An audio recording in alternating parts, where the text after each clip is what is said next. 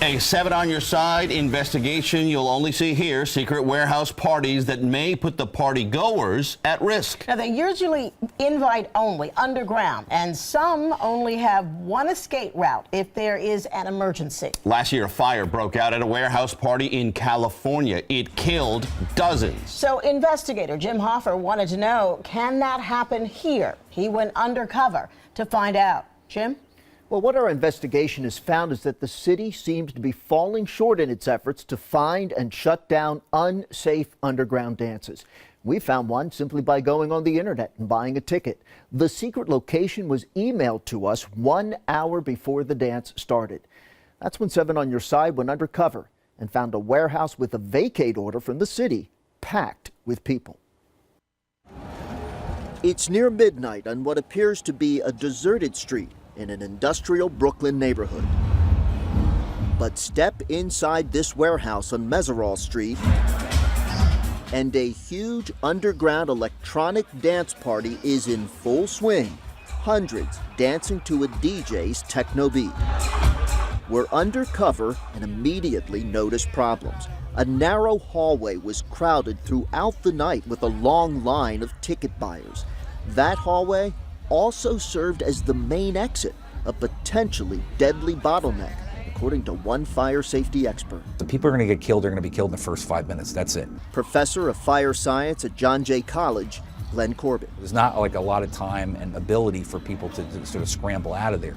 So you want a path that's wide, well lit, and enough ways they can get out. We noticed 2 other exits. One had emergency lighting above it, but the door was blocked by a heavy metal barricade. There was also this unmarked door in the back of the dimly lit 5,000 square foot room. At least 2 other doorways leading to an exit had wood boards nailed across them, blocking their use. Should this have been a place where 400 people were gathered? Well, certainly should not have been in that facility without the proper inspection being done first. Last December, a fire at an underground electronic music event in an Oakland, California warehouse killed 36 people. A fire trap of doorways and rooms that illegally housed artists and likely added to the death toll. Like Oakland, this Brooklyn warehouse had no permit for its music event and a history of safety violations. The owner, Hoffman & Sons Realty, owes $600,000 in unpaid fines. The city put a full vacate order on the building. By law, no one should have been inside. Yet hundreds danced through the night without the city, the police, or the fire department ever knowing. How does something like this exist in New York City in 2017? The fact is that we saw what happened in Oakland, California. We saw the bad fire that occurred there. It should have really been a wake-up call to the city of New York to say, look, we could have that happen here. Days after the dance party, we went back undercover to the warehouse. The leasing broker, Marble Arch Management, thinking we were potential renters, offered us a tour. In daylight, we saw evidence of past carved-up single rooms, doorways still blocked.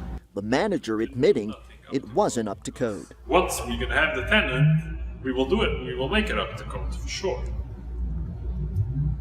But you've already had events. Yes. I guess they didn't make it up to code. It was just for one night. We finally told him we were from Channel 7, and our tour abruptly ended. Okay, so please get out from me. You don't want to answer the questions? No, I want you out of my property right now. Thank you. The FDNY telling us they have fire inspectors that do go out at night and look for these illegal raves. A deputy chief for the NYPD telling us their intelligence bureau has a unit that, quote, scrubs the internet for jump-up parties or any kind of unlicensed parties that attract large crowds. We also heard from the buildings department. They told us the building has had a long-standing vacate order due to what a spokesman called an immediate life safety hazard. The spokesman saying under those conditions, the city would have never issued a permit for a rave.